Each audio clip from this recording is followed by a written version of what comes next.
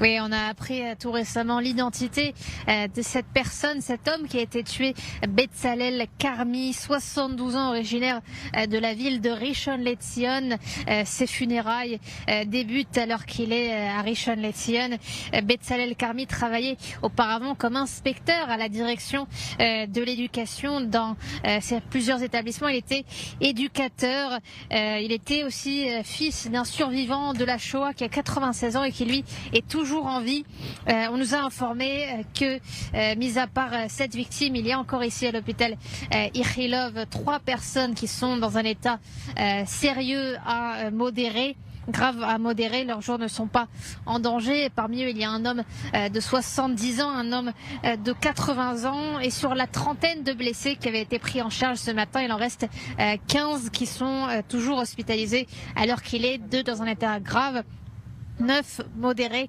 Encore une fois, la plupart de ces victimes sont des personnes âgées, ce sont des retraités qui descendaient d'un bus, un arrêt de bus, alors qu'ils se préparaient à visiter un musée à Ramat HaSharon, Glilot, situé à proximité de plusieurs bases militaires, et ce sont eux qui ont été renversés par ce camion. Alors justement, Ava, que sait-on de l'attentat présumé, puisque c'est comme ça qu'on doit le présenter ?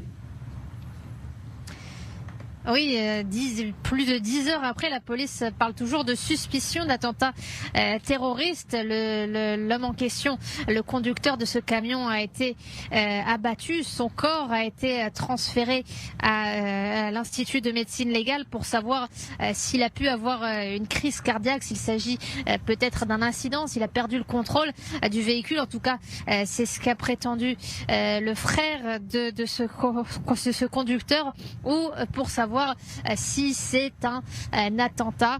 La boîte noire du camion a été saisie, on l'a appris, en sachant que cet homme avait un passif, un historique d'environ 70 infractions routières.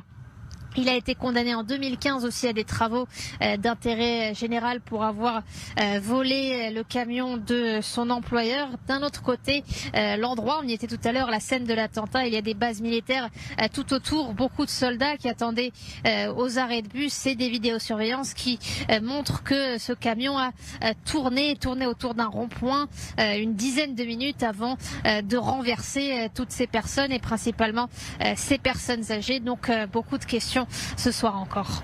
Oui, effectivement, Ava, et tout semble indiquer qu'il s'agirait bien d'un attentat terroriste, mais l'on attend évidemment la confirmation de la police. Les secours.